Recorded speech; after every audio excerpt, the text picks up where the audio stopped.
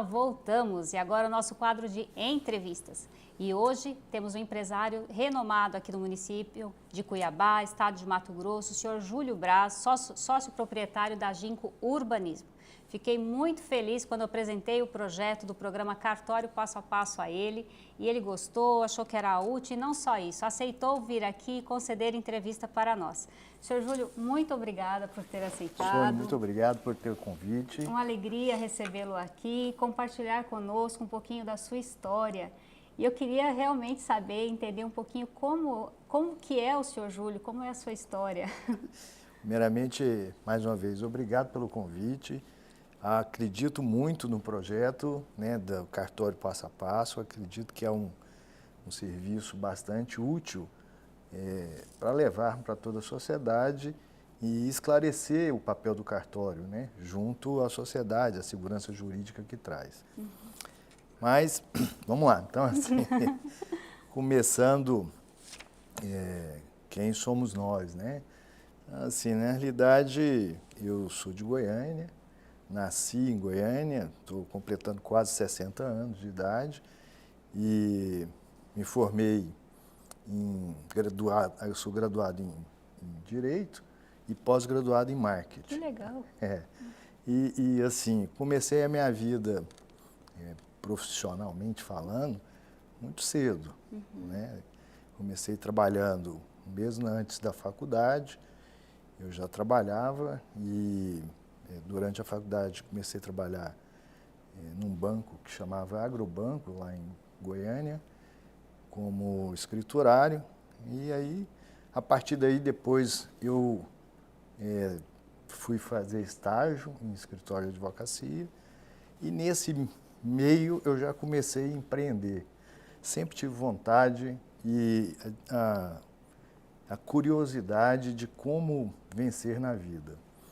Então, como nós conversávamos antes de entrar aqui, sempre me espelhei nas pessoas de sucesso que eu tinha contato. E eu via que, de fato, geralmente as pessoas tinham começado a trabalhar muito jovem. E aí, logo, também por necessidade, eu falei, vou começar a trabalhar. Mas não só trabalhando no banco, eu lá em Goiás teve uma época que cresceu muito a questão de confecção. E eu comecei com outro amigo, a fabricarmos camiseta e vendermos. Que legal! E aí eu vendia camisa e camiseta na faculdade. Eu fabricava de noite, nos finais de semana, e aí vendia. A coisa deu tão certo que nós chegamos a montar uma pequena confecção. Então, teve uma época que eu estudava à noite, trabalhava no banco pela manhã, à tarde fazia estágio e ainda conseguia ir na confecção para cortar e deixar o tecido para o outro dia para a turma costurar.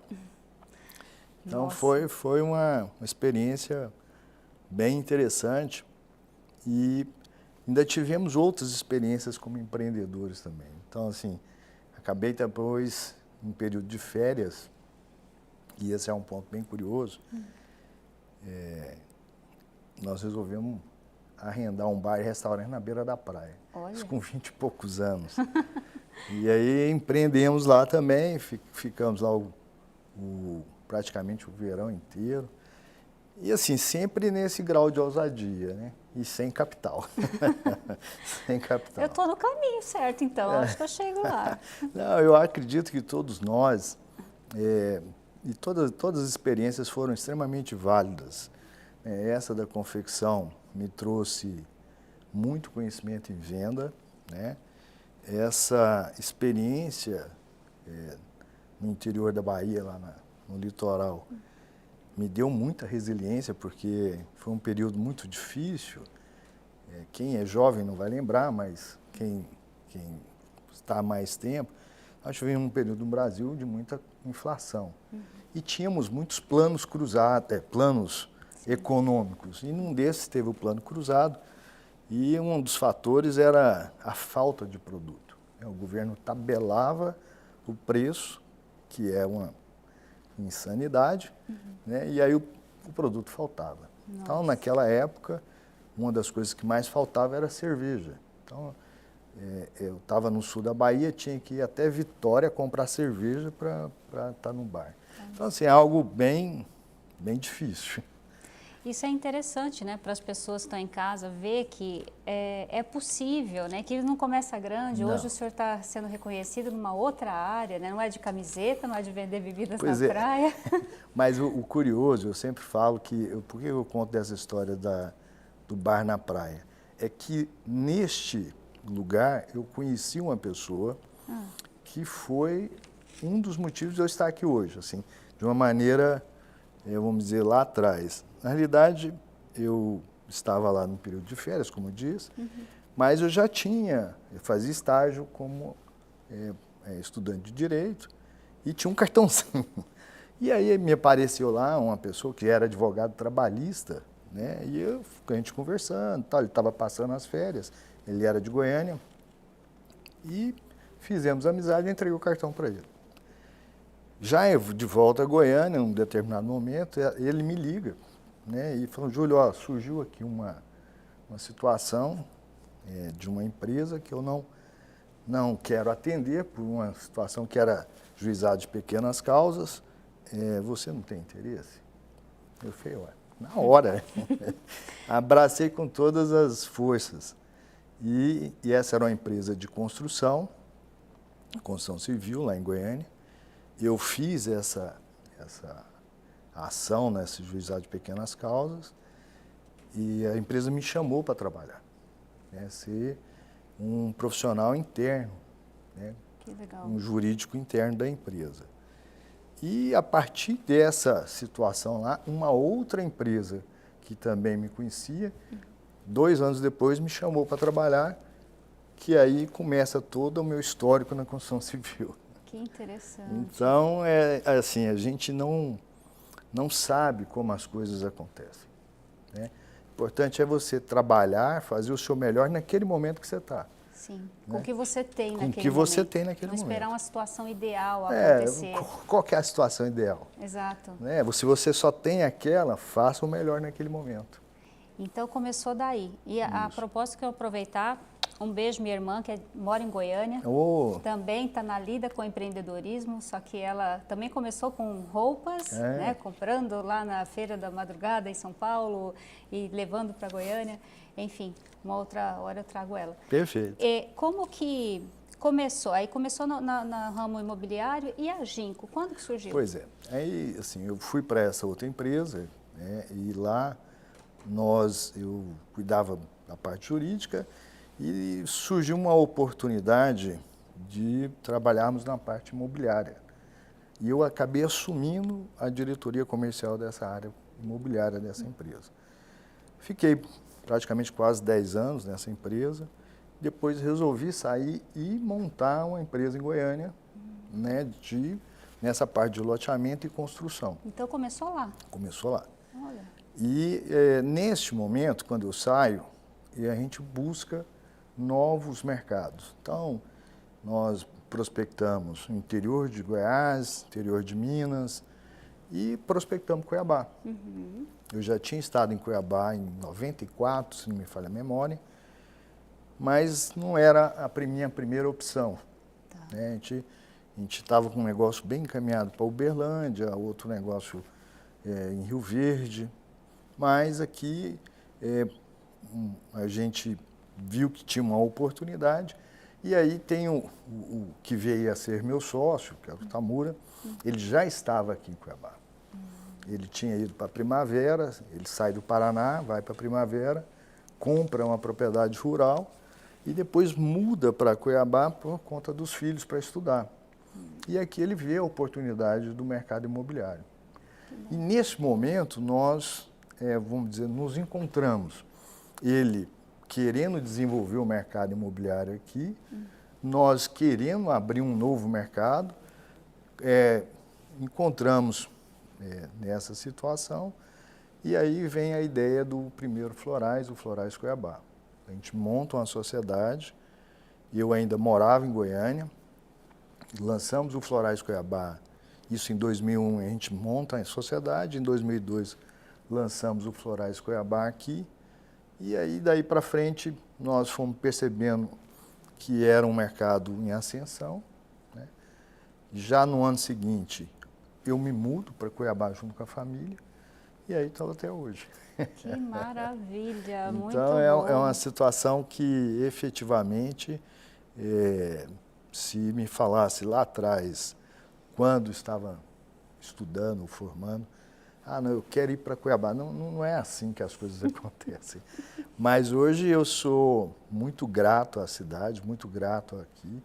E assim, já tenho uma neta cuiabana. Parabéns, né? Então, que legal. Então, sou muito feliz. Que bom. Ao todo, quantos empreendimentos a Ginkgo já lançou? Nós já lançamos agora, se não me falha a memória, 26 empreendimentos. Que maravilha. 26 empreendimentos. Muito bom mesmo. E teve algum que não deu certo? Teve. Teve, né? Sempre tem. Sempre tem, né? Assim, sempre. E, aliás, a gente aprende mais com os erros, os né? erros do que com os acertos. Não, nós tivemos um grande exemplo, que foi o empreendimento na Chapada, né? Esse foi até, teve uma repercussão, né? Que de fato nós aprovamos um primeiro empreendimento na Chapada. Isso a gente já tinha conversado com o pessoal do Ministério Público e tal, mas logo depois do lançamento, o promotor, então, soltou que iríamos sermos objeto de uma investigação. Só esse fato já criou uma desconfiança, Sim. né? E aí, nós conversamos bastante, e ele tinha as suas ponderações, e aí ele falou que não concordava com o empreendimento onde estava, que aí teríamos que discutir na justiça. Então, nós naquele momento tomamos uma decisão, porque assim, mesmo que a gente ganhasse na justiça, dentro da nosso raciocínio, nós perderíamos. Nós perderíamos credibilidade, o empreendimento tinha sido vendido já parcialmente. Então, a gente sugere aí uma mudança de área, ele concorda, nós fomos atrás de uma outra área, levamos a ele concorda com essa outra área, aí a gente faz de novo o empreendimento, aprova novamente, chama o cliente, vê aquele que quer, o outro que não quiser, cancela. Então foi algo que a gente aprendeu bastante nesse sentido. Eu acredito. E aí que está a fibra, né, do empreendedor.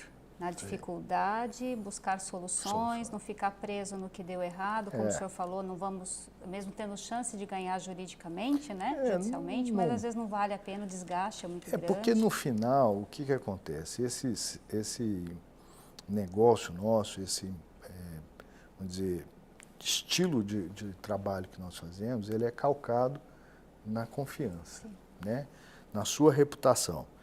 Então, assim, hoje a gente trabalha muito isso, né? Para tudo aquilo que a gente faz, em primeiro lugar está o cliente, né? Dar segurança máxima para o cliente. Por mais que eu estivesse, ou pelo menos acreditávamos que estávamos certos, a questão jurídica não ia trazer para o cliente o que ele queria, que era, afinal de contas, ele quer só o que ele adquiriu sem nenhum tipo de embaraço. Então, no final das contas, não estávamos atendendo o cliente. E aí foi que nós resolvemos não enveredarmos para essa discussão e sim para uma composição, mesmo tendo um prejuízo. Muito bom. Cartório também é baseado na confiança. Sim. Muito, né? A nossa fé pública é elementar a confiança que eu tenho nos meus funcionários, né? E o Estado que me concede essa confiança. E o programa Cartório Passo a Passo quer conectar, né? Criamos esse conceito de ecossistema cartorial que conecta, né, os empreendimentos, ainda mais na área imobiliária, que passa muito pelos cartórios. Queria que o senhor comentasse como tem sido a sua experiência. A gente falou um pouquinho antes, né, que às vezes era mais difícil, a questão burocrática, né, a visão era diferente, temos evoluído. Como que o senhor vê hoje a prestação de serviço dos cartórios? Eu vejo com muito bons olhos e fico muito feliz. Que, como eu disse, eu estou há quase mais de 30 anos praticamente no mercado imobiliário, e aí onde as coisas eram muito mais lentas, né? Muito mais complexas. Apesar de hoje as pessoas às vezes reclamarem, mas a parte do cartório ficou assim, eu diria que foi algo que houve uma transformação da água para o vinho. Né? Eu diria isso, que a questão da digitalização, da parte hoje, inclusive falávamos da assinatura digital, ficou muito bom. Então, o que eu diria que hoje aconteceu é uma evolução gigantesca. Né? Antigamente a gente tinha aquelas fichas, né? As matrículas eram todas em fichas. Hoje em dia você tem as centrais eletrônicas, você consegue consultar de imediato, Então, a certidão é rapidinho. eu lembro que a gente ia abrir a matrícula de um lote, né? Que era o que sempre foi o nosso negócio. Então aquilo demorava muito tempo, porque aquilo tinha que ser datilografado. E muitas vezes, assim, depois você tinha que conferir para não ficar nenhum tipo de erro e tal. Então aquilo demorava. Então fazer tipo um loteamento, você ter toda a matrícula. Mãe, para todos os lotes, né? Era Então, eu diria que hoje a parte do cartório, junto à sociedade, melhorou, a prestação de serviço, né? Melhorou substancialmente. Que Isso maravilha. é a minha avaliação. Eu agradeço muito e é importante que o senhor, que é um empresário renomado, né, aqui no estado, e já faz uso do e-notariado, né, assinatura eletrônica, e está funcionando, tem a segurança jurídica necessária, né, para a prática desses atos, e isso passa a mensagem para as outras pessoas de que realmente funciona e que elas podem também se utilizar da assinatura eletrônica desta, né, da plataforma do e-notariado. Que é importante, inclusive, esclarecer para as pessoas de casa que o certificado digital do e-notariado é gratuito e emitido em quase todos os cartórios de notas e pode ser usado em qualquer cartório do Brasil. Como o senhor disse, o serviço dos cartórios estão realmente revolucionando, né? Facilita bastante, mantendo a segurança jurídica. O senhor falou um pouquinho no início, mas era a minha pergunta de fechamento, né? O que o senhor espera, né, desse programa, da utilidade pública dele, para levar para a sociedade, quer fazer alguma sugestão? Não, o que eu vejo, senhor, assim, é que, de fato, cada vez mais que a gente puder esclarecer essa parte que nós trabalhamos, né? Vamos dizer assim, tanto vocês da parte do cartório e nós do outro lado, que estamos juntos para atender a sociedade, no final das contas, nós prestamos um serviço à sociedade e é que, de fato, quanto mais se esclarece, melhor a pessoa pode usufruir de todo o serviço. A gente observa muitas vezes que o cliente, no nosso caso lá, ele, por mais esclarecido que ele não tem muitas vezes o conhecimento passo a passo ou até da segurança necessária. Né? Eu, quando fazia faculdade, a gente sempre escutou desde o início que só é dono quem registra. Quem registra. Mas até hoje é uma grande dificuldade. Sim. Né? As pessoas não têm essa noção da importância né, desse conhecimento e tudo mais. Então, cada vez que a gente pode esclarecer isso, eu acho que é de suma importância. Muito bom mesmo, porque foi a percepção que eu tive, lidando com pessoas de diferentes áreas, que não são pessoas desinstruídas, elas são formadas, seja no ramo da imprensa, medicina, qualquer outra área, mas de cartório, quando vou fazer uma compra e venda que seja simples, não tem. É isso aí. E aí acha que é tudo burocrático, que é demorado, apesar da agilidade de hoje, ainda acha, não, é demorado, você está exigindo demais. Não, é para segurança jurídica, você vai se tornar dono, proprietário, né? E a Ginco está lançando algum empreendimento agora? Olha, nós estamos trabalhando hoje no Cidade Jardim, que é um empreendimento na saída para Chapada, né? É o nosso maior empreendimento com uma característica singular e que a gente vai fazendo assim, um trabalho bacana e que eu acredito que vai ser uma grande referência a nível estadual. Que legal, vou fazer uma visita para conhecer. Pois é. Eu agradeço muito pela oportunidade de conversar com o senhor, de conhecer um pouquinho da sua história. Fiquei muito feliz de passar essa mensagem para as pessoas. Olha, a gente começa pequeno, né? Passa por várias áreas até chegar à atual. As pessoas também perguntam, acha que já nasceu tabelião, que herdou do pai, enfim, né? Não sabe que começa lá embaixo. Então, eu gostaria que o senhor fizesse suas considerações finais, fique à vontade. Olha, a minha consideração final é exatamente nesse sentido, né? Que assim, que principalmente os jovens acreditem, né, naquilo que de fato você busca. Se você quer realmente alcançar e tem o objetivo do sucesso, primeira coisa, não tenha vergonha do seu sonho. Porque muitas vezes nós somos, e eu sou exemplo vivo disso, as pessoas, a maioria, e principalmente as pessoas mais próximas, elas falam, mas isso é muito impossível, isso é muito difícil, você não vai conseguir. Então, você tem que romper essa primeira barreira e continuar e persistir. E outra coisa é que a gente tem que fazer o melhor com o que você tem. Faça o seu melhor naquele momento, porque as coisas vão acontecer nesse sentido. Entendeu? É isso mesmo, eu acredito muito nessa ideia e realmente as pessoas mais próximas se sentem mais à vontade de puxar a gente para baixo, falar não vai dar certo, não faça isso, né? E a gente tem que romper isso, é difícil às vezes acreditar no próprio sonho. Isso aqui hoje já é um exemplo disso, né? Mas a gente tem que acreditar, e se nós mesmos não acreditarmos, quem mais vai fazer, né? A gente tem que romper essa barreira. Eu até só fazer provavelmente alguém falou para você, falou, não, isso vai dar trabalho, não mexe com isso, para quê? Né? Não tem menor... Né? Quantos nãos a gente escuta ao longo da vida? Não vamos te apoiar. Então, eu acho que os nãos, eles têm, e aí só um último, se você me permite, muitas vezes a pessoa não faz nem por maldade, né? Muitos é por, de fato, ceticismo, alguns por inveja, e outros por completa ignorância. Então, assim, não releve, aliás, releve isso, não leve isso em consideração e persiga exatamente o seu objetivo. É isso mesmo, sábias palavras. Senhor Júlio, muito obrigada por ter vindo. Eu que agradeço. Uma alegria mesmo recebê-lo aqui. Deixa eu só dar um recadinho. Gente, eu amei a entrevista, foi muito esclarecedora, muito inspiradora. Espero que inspire você aí de casa também. E eu volto já após os comerciais, eu vou falar sobre regime de bens. Até já!